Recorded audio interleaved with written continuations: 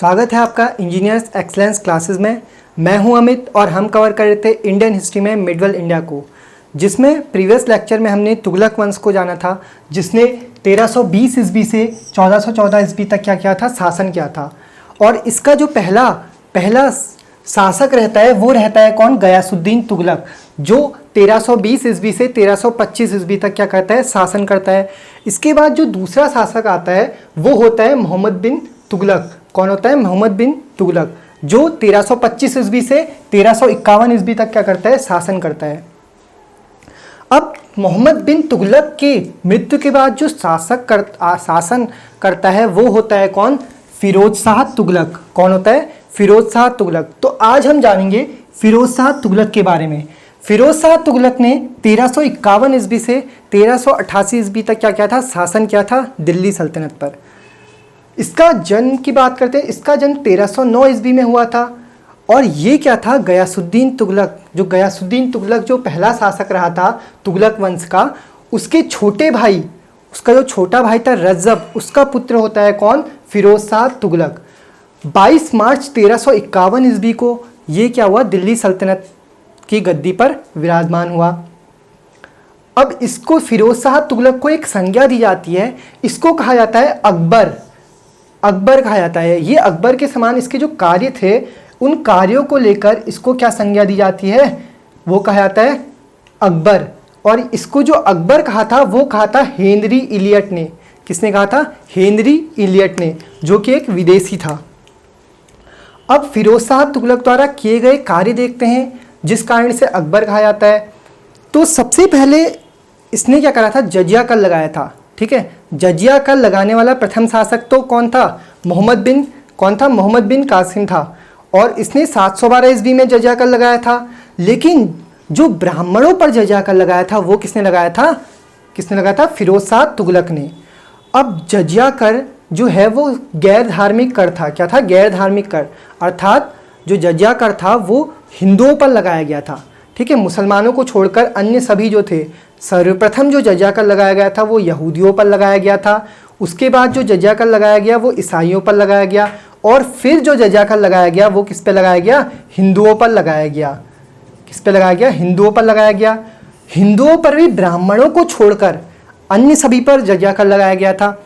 लेकिन जो फिरोज शाह तुगलक था उसने क्या करा, सर्वप्रथम जजिया कर किस पे लगाया, ब्राह्मणों पर भी क्या लगाया, जजिया कर लगाया। क्या लगाया, जजिया कर लगाया। अब अकबर ने 1564 में अकबर आता है। अकबर क्या करता है, जजिया कर को समाप्त कर देता है। जो जजिया कर की प्रथा होती है उसको क्या करता है, समाप्त कर देता है। जिसे पुनः कौन स्थापित करता है, पुनः लगाता है औरंगजेब। कौन लगाता है, औरंगजेब। इसकी जो दूसरी प्रथा थी जो इसने खत्म करी थी वो थी कौन सी, सुल्तान को भेंट देने वाली प्रथा। कौन सी प्रथा, सुल्तान को भेंट देने वाली प्रथा। अब हमने देखा था कि अलाउद्दीन खिलजी का जो गुलाम होता है कौन, मलिक काफूर, वो क्या करता है, कोहिनूर हीरा किसे देता है, सुल्तान को देता है। ठीक है, किसको देता है, अलाउद्दीन खिलजी को देता है।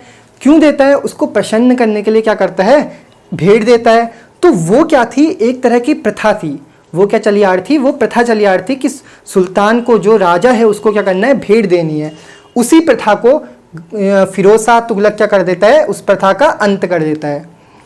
इसके बाद ये क्या करता है, तीसरा 24 कष्टदायी करों को नष्ट कर देता है। क्या करता है, 24 कष्टदायी करों को नष्ट कर देता है और 4 कर लाता है। मतलब एक राज्य 4 कर। ठीक है, एक राज्य 4 कर। और इसके लिए इसको क्या लेनी पड़ती है, परमिशन लेनी पड़ती है। किससे, इस्लामिक शासित कानून से। किससे, इस्लामिक शासित कानून से। जैसे कोई भी कानून आता है तो संसद में पास होता है, हाई कोर्ट जाता है, राष्ट्रपति की मंजूरी मिलती है। तो वैसे ही क्या था, यहाँ पर इस्लामिक शासित कानून था। और इसमें कौन, जो खलीफा होते थे वो इसे देखते थे। ठीक है, इसमें क्या है, परमिशन लेनी पड़ती थी कुछ भी कर लगाने के लिए या कोई भी ऐसा कार्य जो जनता के खिलाफ हो सके, उसके लिए क्या परमिशन लेनी पड़ती थी। तो इसने इस्लामिक शासित कानून से अनुमति ली और 4 कर लगाए। और वो 4 कर कौन कौन से थे ये जानते हैं। तो इसमें जो पहला कर था वो था जजिया कर। कौन सा था, जजिया कर, जिसके बारे में हमने अभी पढ़ा कि वो गैर धार्मिक कर था और किस पर था, हिंदुओं पर था, ईसाइयों पर था, यहूदियों पर था। दूसरा जो कर था वो क्या था, जकात था। जो जकात कर था वो सिर्फ किस धर्म के लोगों के लिए था? मुस्लिम लोगों के लिए था। ठीक है, मुस्लिम धर्म के लोगों के लिए कौन सा कर था? ज़कात कर था। तीसरा था खरास। खरास क्या था? हिंदुओं पर लगने वाला भूमि कर था। कौन सा कर? हिंदुओं पर लगने वाला भूमि कर। जैसे भूमि थी किसकी तो फसल उपज करता था, तो उस फसल का क्या था? भूमि कर जाता था। चौथा जो कर लगाया था वो था खुम्स। कौन सा कर था? खुम्स। खुम्स क्या था? लूट का, जो लूट रहे हो उसका भी कुछ परसेंट किसको देना है? राजा को देना है। और वो कितना था? वो था 1/5%, 1/5 भाग। ठीक है, 1/5 भाग किसे देना पड़ता था? राजा को देना पड़ता था। और उस कर को क्या कहा गया? खुम्स कहा गया। तो इसने 24 कष्टदायी करों को 4 कर में डिवाइड कर दिया। अब पढ़ते हैं इसके द्वारा और कार्य जो करे गए अन्य पॉइंट क्या हैं। तो मोहम्मद बिन तुगलक ने क्या करा था? ऋणों को माफ़ करा था। किसने? फिरोज शाह तुगलक ने क्या करा था? मोहम्मद बिन तुगलक द्वारा चलाए गए जो ऋण थे उनको क्या करा था? माफ़ करा था। हमने देखा था कि जब मोहम्मद बिन तुगलक आता है तो वो क्या करता है? कर में वृद्धि कर देता है। ठीक है, जब कर में वृद्धि करता है तो उस साल क्या था? अकाल पड़ गया था 1325 ईस्वी में। जब 1325 ईस्वी में अकाल पड़ जाता है तो किसानों को क्या है? फसल उपज नहीं हो पाती। और जो मोहम्मद बिन तुगलक होता है वो क्या करता है? ऋण देता है, कम दाम पर क्या करता है? ऋण देता है। उन्हीं ऋणों को माफ़ किसने किया था? फिरोज शाह तुगलक क्या करता है? उन्हीं ऋणों को माफ़ कर देता है। उन ऋणों को माफ़ कर देता है। और उस ऋण को, उस जो ऋण थे वो उनको क्या नाम दिया था? एक नाम था उसका क्या? सोंधर। और दूसरा नाम था उसका तकावी। क्या नाम था? सोंधर और तकावी कहा जाता था। वो जो ऋण दिए थे मोहम्मद बिन तुगलक ने उसे क्या कहा था? सोंधर और तकावी। अब सर्वप्रथम ये क्या करता है? 3 कार्यों पर बल देता है। जब ये सिंहासन पर बैठता है, शासन पर बैठता है, तो ये सर्वप्रथम 3 कार्यों पर क्या करता है? बल देता है। ठीक है, पहला कार्य होता है शेष सीमा सुरक्षा की। पहला कार्य क्या होता है? शेष सीमा सुरक्षा की। अलाउद्दीन खिलजी की मृत्यु के बाद जो दिल्ली सल्तनत के अन्य क्षेत्र होते हैं, जो छोटे छोटे क्षेत्र होते हैं, वो क्या होते हैं? स्वतंत्र होने लग जाते हैं। ठीक है, स्वतंत्र होने लग जाते हैं। और फिर जब फिरोज शाह तुगलक आता है तो फिरोज शाह तुगलक क्या करता है? वो सिर्फ जो उसके अधीन क्षेत्र होते हैं, जो अन्य स्वतंत्र हो गए उन्हें कुछ नहीं करता।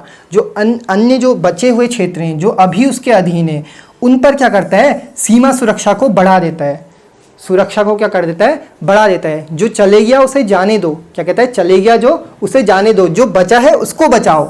ठीक है, तो शेष सीमा सुरक्षा पर क्या करता है? बल देता है। दूसरा, राज्य की आर्थिक संपन्नता। अभी हम देखेंगे राज्य की आर्थिक संपन्नता के लिए क्या करता है? कर लगाए थे, 4 कर ये लगाए थे, तो ये भी आर्थिक संपन्नता के ही पक्ष में थे। तीसरा क्या था? जनता की सहानुभूति। अब कोई अगर नया शासक शासन कर रहा है तो क्या होगा? विद्रोह होने के चांसेस रहते थे। जब भी कोई नया शासक शासन कर रहा होता है तो विद्रोह होने के क्या रहते हैं? ज़्यादा चांसेस रहते हैं। अब जब विद्रोह होने के चांसेस रहते हैं तो उसको जनता की सहानुभूति अगर मिलेगी तो विद्रोह का कोई चांस ही नहीं बनेगा। ठीक है, विद्रोह का जब चांस नहीं बनेगा, हमने देखा कि 24 कष्टदायी करों को क्या कर दिया? माफ़ कर दिया। तो 24 कष्टदायी करों को माफ़ करने के पीछे एक जनता की सहानुभूति भी तो एक पक्ष है। तो वो भी तो लेने के लिए इसने करा होगा कि जनता की सहानुभूति लेनी है तो 24 कष्टदायी करों को क्या कर दो? माफ़ कर दो। तो वही चीज़ ये क्या करता है? जनता की सहानुभूति लेता है। तो हमने 3 कार्य देखे इसके, जिस पर इसने बल दिया। फिर देखते हैं इसने अपनी राजधानी को कहाँ से कहाँ शिफ्ट किया? दिल्ली से फिरोज़ाबाद शिफ्ट किया। कहाँ शिफ्ट किया? फिरोज़ाबाद। जो फिरोज़ाबाद था वो इसी के द्वारा बसाया गया क्या था? शहर था। ठीक है, अब देखते हैं इसके महत्वपूर्ण शासन व्यवस्था को। जो महत्वपूर्ण शासन व्यवस्था की बात करते हैं तो फिरोज शाह तुगलक क्या करता है? शासन व्यवस्था को चलाने के लिए क्या करता है? अलग अलग विभागों का निर्माण करता है। और वो विभाग कौन कौन से होते हैं? सबसे पहला विभाग होता है दीवान ए बंदगान। कौन सा होता है? दीवान ए बंदगान। ये जो विभाग होता है ये किससे संबंधित होता है? ये होता है गुलाम से संबंधित। क्योंकि होता क्या है, फिरोज शाह तुगलक के काल तक आते आते जो गुलामों की संख्या होती है वो कितनी हो गई होती है? 1,80,000। कितनी हो गई होती है? 1,80,000 हो गई होती है। इसके एवज में ये क्या करता है? एक विभाग चलाता है जिसे क्या कहा गया? दीवान ए बंदगान विभाग। दूसरे विभाग की बात करते हैं। जो दूसरा विभाग था वो था दीवान ए खैरात। कौन सा था? दीवान ए खैरात। मतलब खैरात में क्या बांटता था? धन बांटता था। ठीक है, वो भी सिर्फ मुस्लिमों के लिए, सिर्फ मुस्लिमों के लिए क्या था? ये विभाग था। कौन सा? दीवान ए खैरात। इसमें क्या था? स्त्रियों को और जो विधवाएं होती थी उनको क्या है, फिरोज शाह तुगलक क्या करता था? खैरात बांटता था, सहायता देता था। तीसरा जो विभाग बनाता है ये बनाता है कौन सा? दीवान ए इस्तेहाक। कौन सा? दीवान ए इस्तेहाक। ये क्या होता है? ये जो विभाग होता है ये किससे संबंधित था? पेंशन से संबंधित था। ठीक है, किससे संबंधित था? पेंशन से संबंधित था। अब इसके बाद ये क्या बनाता है? एक और विभाग का निर्माण करता है, वो होता है कौन सा? दारुल सिफा। कौन सा होता है? दारुल सिफा। दारुल सिफा क्या था? अस्पताल था। ठीक है, निःशुल्क चिकित्सा होती थी वहाँ। क्या होती थी? निःशुल्क चिकित्सा होती थी, मतलब सरकारी अस्पताल के समान। ठीक है, सरकारी अस्पताल, अगर आधुनिक की बात करूँ तो सरकारी अस्पताल कहेंगे, तो उसे क्या कहा जाता था? दारुल सिफा कहा जाता था। अब ये रोजगार दफ्तर भी बनाता है। ठीक है, रोजगार देने के लिए क्या करता है? रोजगार दफ्तर का विभाग बनाता है। और लास्ट जो इसका ये विभाग का निर्माण करता है वो होता है कौन सा? दीवान ए खाना विभाग। कौन सा होता है? दीवान ए खाना विभाग। ये क्या विभाग होता है? ये होता है सार्वजनिक वितरण विभाग। ठीक है, सार्वजनिक वितरण विभाग। जो ये विभाग होता है किसके समान होता है? ये विभाग जो होता है वो PWD के समान विभाग होता है। जैसे अलग अलग निर्माण कार्य जो होते हैं, बाद में हम देखेंगे, अभी देखेंगे कि ये नहरों का भी निर्माण करवाता है। तो उन नहरों का निर्माण कराने के लिए भवन निर्माण कराता है, महल का निर्माण कराता है, तो उन सब के लिए भी एक विभाग रखता है। और वो विभाग कौन सा होता है? वो विभाग होता है दीवान ए खाना। कौन सा होता है? दीवान ए खाना विभाग। अब इसने क्या करा था ना? हिंदुओं के अनेक मंदिर को भी नष्ट करा था। क्या करता है? हिंदुओं के अनेक मंदिरों को नष्ट करता है। हालांकि मुस्लिम धर्म की स्थापना के लिए भी वो करता है, और दूसरा जो करता है, जो इसके कारण रहते हैं मंदिर को नष्ट करने के, वो सर्वप्रथम कारण रहता है मुस्लिम साम्राज्य की स्थापना करना। और दूसरा जो खलीफा थे, जो उलेमा थे, उलेमा जो थे उनसे क्या है? समर्थन और प्रशंसा पाने के उद्देश्य से। क्या करने के उद्देश्य से? उलेमा जो खलीफा होते थे उनसे समर्थन और प्रशंसा पाने के उद्देश्य से क्या करता है? आक्रमण करता है, मंदिरों को लूटता है, नष्ट करता है। और उसके बाद नष्ट करने के बाद क्या है? उन पर रोक लगा लेता है। क्या? बनाने पर, पुनर्निर्माण पर क्या करता है? रोक लगा लेता है। अब देखते हैं इसने कौन कौन से मंदिर को ध्वस्त किया था। तो उड़ीसा के पुरी में स्थित जो जगन्नाथ मंदिर है, ठीक है, जगन्नाथ भगवान शिव को समर्पित ये मंदिर है, तो वहाँ सर्वप्रथम ये आक्रमण करता है। और कब आक्रमण करता है? ये करता है 1360 ईस्वी में। ठीक है, 1360 ईस्वी में जगन्नाथ मंदिर पर क्या करता है? आक्रमण करता है। और वहाँ जो मूर्ति होती है उसको क्या कर देता है? समुद्र में फेंक देता है। अब जगन्नाथ मंदिर की अगर हिस्ट्री की बात करूँ तो जगन्नाथ मंदिर पर भी सोमनाथ मंदिर की तरह 17 बार आक्रमण हुए थे। कितने बार? 17 बार आक्रमण हुए थे। जो पहला आक्रमण हुआ था जगन्नाथ मंदिर पर वो हुआ था 1340 ईस्वी में, और वो करा था किसने? इलियास शाह ने।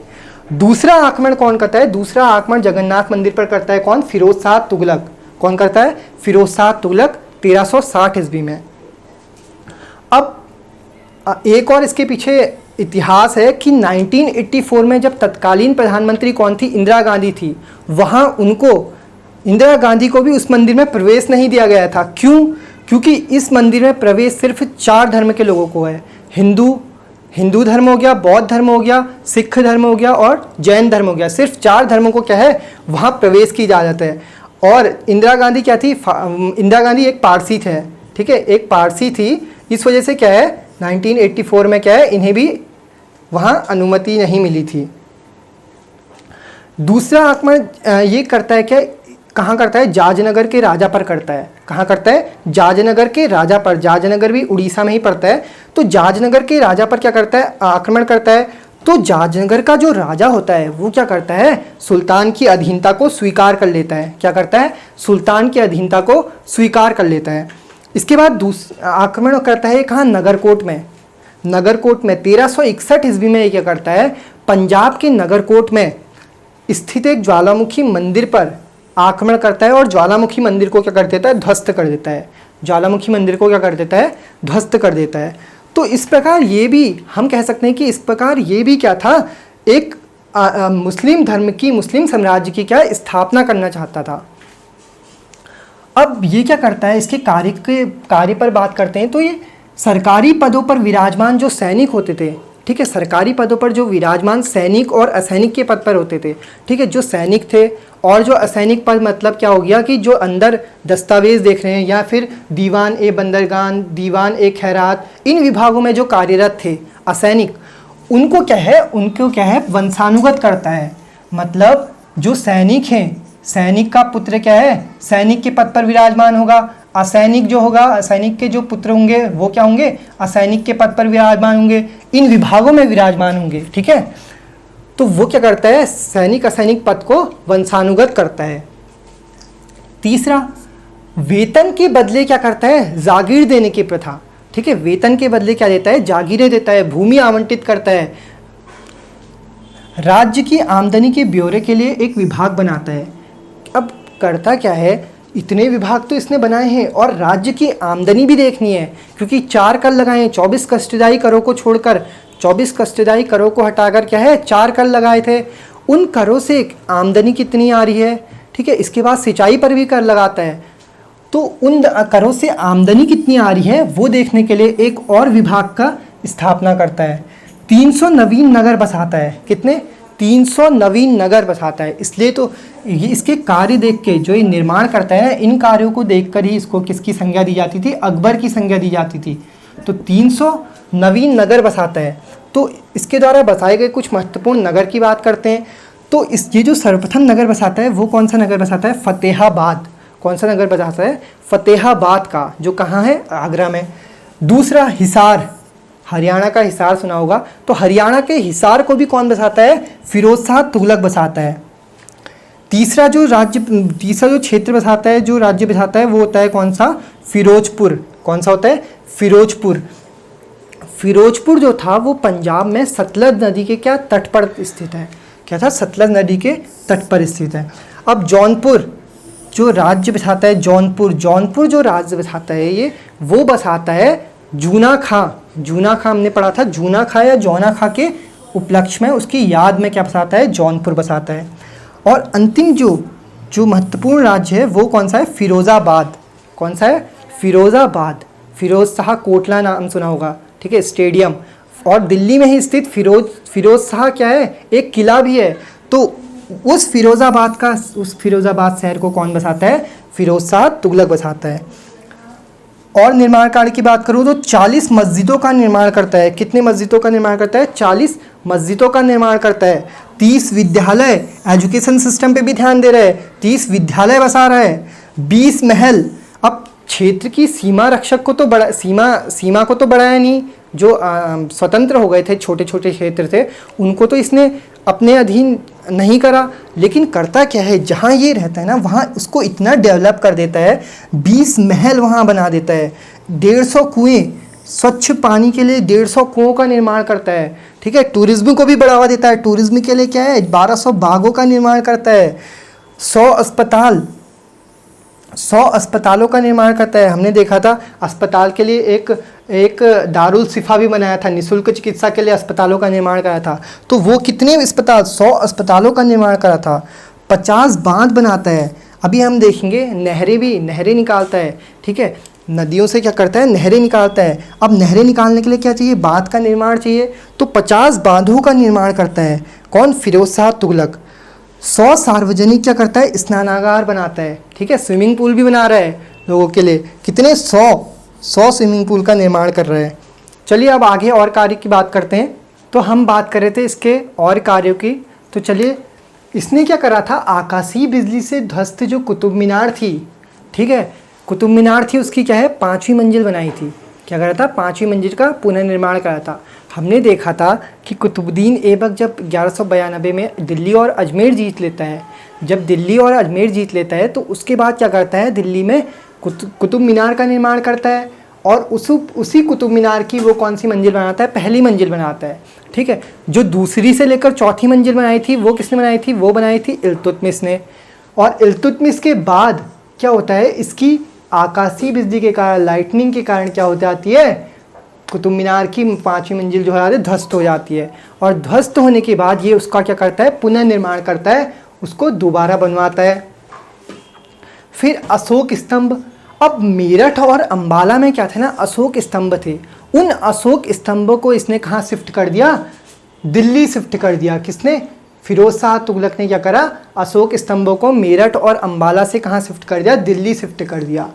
अब प्रशासन की और महत्वपूर्ण उपलब्धि पे बात करते हैं। तो इसने क्या करा, पानी की कमी को देखते हुए क्या करा, नहरों का निर्माण कराया। क्या कराया, नहरों का निर्माण कराया। अब कौन कौन सी महत्वपूर्ण नहरें थी उनको देखते हैं। तो जो पहली महत्वपूर्ण नहर थी वो थी सतलज नदी से दीपालपुर तक। कहाँ से कहाँ तक, सतलज नदी से दीपालपुर तक क्या निकल आई, एक नहर निकल आई। ठीक है, और उस नहर, वो जो नहर थी उस नहर को क्या नाम दिया, रज्जाब नहर। क्या नाम दिया, रज्जाब नहर। किसके किसके एवज में नाम दिया गया, ये अपने पिता रज्जब के एवज में। इसने क्या कहा, अपने पिता रज्जब के एवज में जो निर्माण करा वो रज्जाब नहर का निर्माण करा, जो सतलज से दीपालपुर तक थी।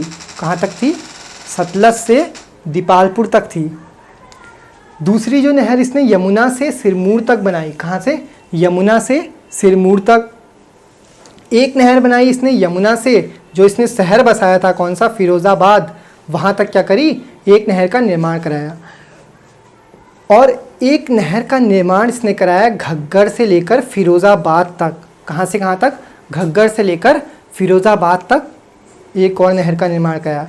अब जब इसने नहर प्रणाली का निर्माण करा दिया तो उसके बाद इसने क्या करा, सिंचाई प्रणाली के लिए नहरों का निर्माण कराया है। तो सिंचाई प्रणाली में इसने क्या कर दिया, एक कर लगा दिया। ठीक है, जो कितना था, 1/10 था। कितना था, 1/10 था। और उस कर को क्या नाम दिया जाता था, सुर्स या फिर हक ए सर्ब। सुर्स या फिर हक ए सर्ब। मतलब पहले तो अपने धन से, अपने शासन के धन से क्या कर रहा है, नहरों का निर्माण करा रहा है। फिर उसी धन को निकालने के लिए क्या कर रहा है, एक कर लगा दे रहा है। ठीक है, अपनी शासन व्यवस्था चलाने के लिए कर लगा दे रहा है। कौन सा, हक ए सर्ब या सुर्स, जो कितना था, उपज का 1/10 था। जो कितना था, उपज का 1/10 था। अब इसके द्वारा चलाए गए सिक्कों की बात करते हैं। जो इसने सिक्के चलाए थे वो अधा और 20 चलाए थे। क्या चलाए थे, अधा और 20। जो क्या था, जीतल का कितना था, 50% आधा होता था जीतल का, और 20 जो था वो 25% होता था। किसका, जीतल का। वो क्या थे, 2 सिक्के चलाए थे। अब मध्यकालीन भारत का, इसको क्या कहा जाता है, मध्यकालीन भारत का कल्याणकारी। ठीक है, मध्यकालीन भारत का कल्याणकारी और निरंकुश शासक कहा जाता है। क्या कहा जाता है, मध्यकालीन भारत का कल्याणकारी और निरंकुश शासक। इसने जो भारतीय संस्कृति के ग्रंथ थे, जो भारतीय संस्कृति के ग्रंथ थे उनको क्या करा, फारसी में अनुवाद कराया। क्या कराया, फारसी में अनुवाद कराया। अब 1388 ईस्वी में इसकी मृत्यु के बाद क्या हो जाता है, एक नया शासक गद्दी पर बैठता है। वो कौन होता है, गयासुद्दीन तुगलक द्वितीय। कौन होता है, गयासुद्दीन तुगलक द्वितीय। ठीक है, गयासुद्दीन तुगलक पहले ही मर गया है, गयासुद्दीन तुगलक नहीं, गयासुद्दीन तुगलक द्वितीय बैठता है। और वो करता है 1388 से 89 तक का क्या करता है, शासन करता है। ठीक है, 1 साल का शासन रहता है इसका। ये क्या होता है, एक अयोग्य शासक होता है। ठीक है, क्या होता है, अयोग्य शासक होता है। और इस समय जब ये दिल्ली सल्तनत की गद्दी पर बैठता है गयासुद्दीन तुगलक द्वितीय, तो उस समय जो भ्रष्टाचार चल रहा होता है वो अपनी चरम सीमा पर होता है। मतलब भ्रष्टाचार इतना बढ़ चुका होता है कि जगह जगह टाइम पर क्या हो जाता है, जगह जगह पर विद्रोह हो जाते हैं भ्रष्टाचार के कारण। तो होता क्या है, अब होता क्या है, महमूद खां आता है। ठीक है, महमूद खां आता है जो क्या करता है, दिल्ली सल्तनत की गद्दी के लिए युद्ध करता है। किससे, गयासुद्दीन तुगलक द्वितीय से। किससे युद्ध करता है, गयासुद्दीन तुगलक द्वितीय से। अब इसमें तो गयासुद्दीन तुगलक जब युद्ध करता है तो गयासुद्दीन तुगलक द्वारा क्या हो जाता है, मोहम्मद खां जो हो जाता है वो भाग जाता है। दूसरा फिर आता है जफर खां। जफर खां का पुत्र कौन होता है, वो अबू बकर। कौन होता है, जफर खां का पुत्र अबू बकर आता है। वो क्या करता है, वो दिल्ली सल्तनत की गद्दी के लिए दोबारा गयासुद्दीन तुगलक द्वितीय से क्या करता है, युद्ध करता है। और ये भी पराजित हो जाता है। जब ये पराजित होता है तो इसके बाद ये क्या करता है, तुगलक शाह से मिल जाता है। किससे मिल जाता है, तुगलक शाह से मिल जाता है और हत्या करवा देता है। किसकी, गयासुद्दीन तुगलक द्वितीय की। और गद्दी पर अब कौन बैठ जाता है, गद्दी पर बैठ जाता है अबू बकर शाह। कौन बैठ जाता है, अबू बकर शाह, जो 1389 से 1390 ईस्वी तक क्या करता है, शासन करता है। 1389 से 1390 तक क्या करता है, शासन करता है। अब होता क्या है, महमूद शाह, इसके बाद महमूद शाह दिल्ली सल्तनत की गद्दी हटाने की कोशिश करता है और हत्या करवा देता है किसकी, अबू बकर की। ठीक है, कौन हत्या करवा रहा है, मोहम्मद शाह या फिर मोहम्मद खान जो करवा रहा है हत्या किसकी, अबू बकर की। 1390 में जब हत्या करवा देता है अबू बकर की, तो दिल्ली सल्तनत पे किसका राज हो जाता है, वो हो जाता है मोहम्मद शाह का। मोहम्मद शाह के काल में क्या होता है, 3 विद्रोह होते हैं। एक होता है गुजरात का विद्रोह, दूसरा होता है इटावा का विद्रोह और तीसरा होता है दोआब का विद्रोह। ठीक है, दोआब, इटावा और गुजरात का क्या होता है, विद्रोह होता है। जब गुजरात विद्रोह होता है तो गुजरात विद्रोह में ये किसको भेज देता है, जफ़र खां को भेज देता है। ठीक है, गुजरात विद्रोह का दमन करने के लिए ये किसको भेज देता है, जफ़र खां को भेज देता है। और इटावा और दोआब क्षेत्र के जो विद्रोह होता है उसमें ये स्वयं भाग लेता है। इटावा और दोआब क्षेत्र का जो विद्रोह होता है उसमें स्वयं भाग लेता है। तो इस विद्रोह के कारण क्या हो जाती है, इसकी 1394 ईस्वी में इसकी मृत्यु हो जाती है। और जो नया शासक आता है वो होता है कौन, हुमायूं खां। कौन होता है, हुमायूं खां। हुमायूं खां 1 महीने 16 दिन तक क्या करता है, शासन करता है। और उसकी मृत्यु के बाद जो नया शासक आता है वो होता है महमूद शाह। कौन होता है, महमूद शाह। जो महमूद शाह होता है वो 1394 से 1413 ईस्वी तक का क्या करता है, दिल्ली सल्तनत में तुगलक वंश का अंतिम शासक होता है। दिल्ली सल्तनत में तुगलक वंश का क्या होता है, अंतिम शासक होता है। अब 1398 ईस्वी में जब ये शासन कर रहा होता है तो मंगोल का एक सेना नायक होता है। कौन होता है, मंगोल का सेना नायक होता है, वो होता है तैमूर। वो क्या करता है, इस पर आक्रमण करता है। ठीक है, इस आक्रमण से तो ये बच जाता है, लेकिन 1413 ईस्वी में क्या हो जाती है, इसकी मृत्यु हो जाती है। जिसके बाद दिल्ली सल्तनत में एक नया वंश आता है। कौन सा वंश, सैयद वंश। सैयद वंश को हम नेक्स्ट लेक्चर में देखेंगे। आज के लिए इतना ही, थैंक यू। अगर आपको हमारी वीडियो पसंद आई हो तो please like, share and subscribe our channel. और अगर आपको हमारी आज की वीडियो के PDF नोट्स चाहिए हो तो आप हमारे टेलीग्राम ग्रुप से जुड़ सकते हैं। टेलीग्राम ग्रुप का लिंक डिस्क्रिप्शन में दे दिया गया है।